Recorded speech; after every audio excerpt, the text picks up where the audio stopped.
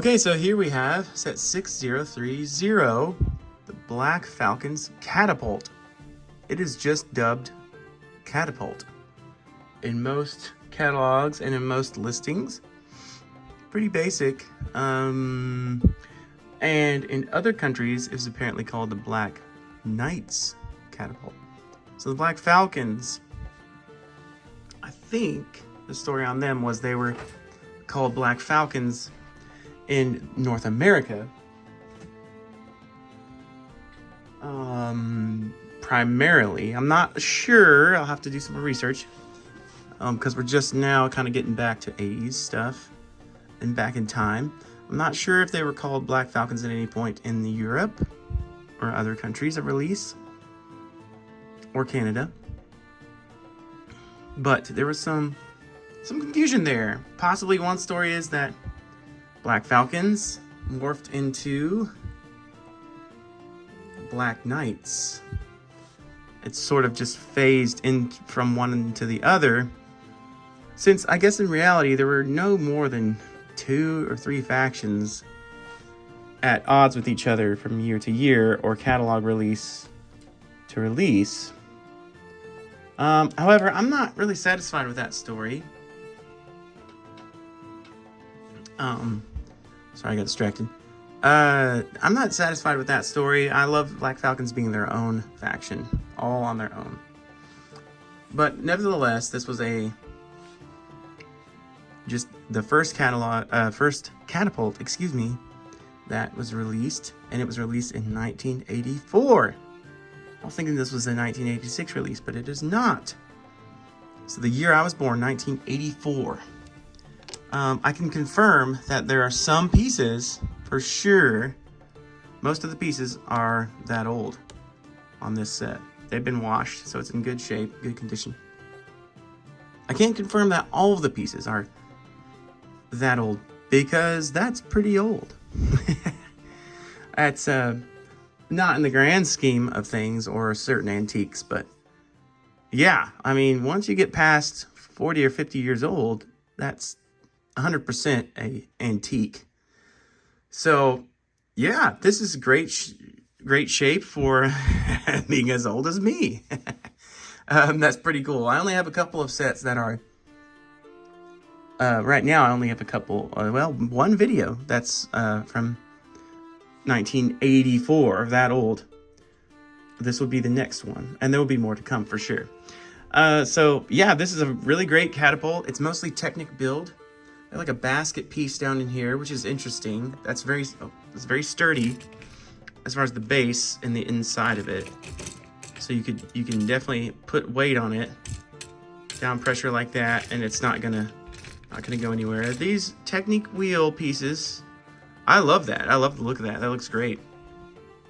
They don't really roll very well, and obviously this is a difficult surface to kind of roll on. But you can see where this one, I don't know if it's bent or what, but it's stayed put. It's only sliding for some reason. So some of them just don't. See, that one does not want to cooperate. I don't know. These don't roll super great. I guess nobody had. I don't know. I don't know if they had base plates in mind or not. I would think. I mean, I know they had extra base plates as accessories, so I would think that was sort of a thought here and there to be able to do that on a base plate. So that's probably the main complaint. Other than that, it's a great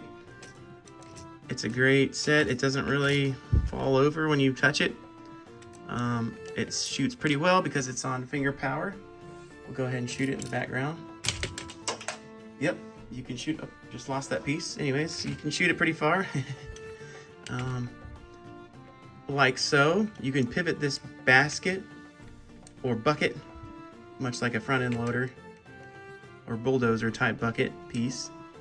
It's pretty ingenuitive piece for those being so old in the 80s. They had a lot of great pieces, even back then. Or you could take these and turn it like that.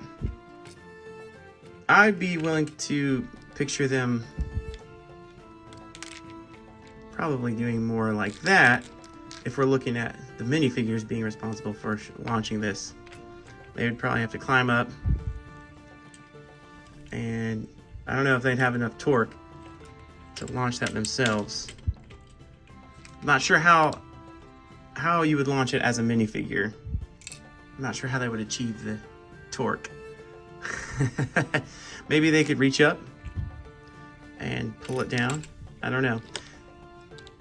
Obviously, it was just made for kid hands to be able to launch it.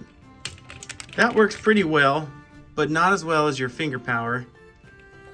Just using it as more of a fulcrum. But nevertheless, you can use these to turn it and launch it. So, yep, not much else to this set. You get 2 minifigures of the exact same design and configuration. The Black Falcon minifigures, which are great, so very famous, very popular, and well loved.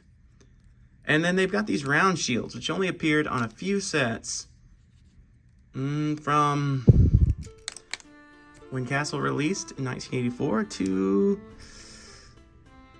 late 80s, 88, I think. The twin arm launcher, for some reason,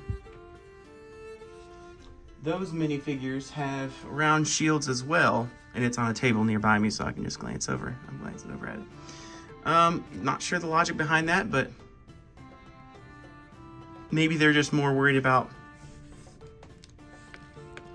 I think they're just more worried about foot soldiers trying to stop them from launching.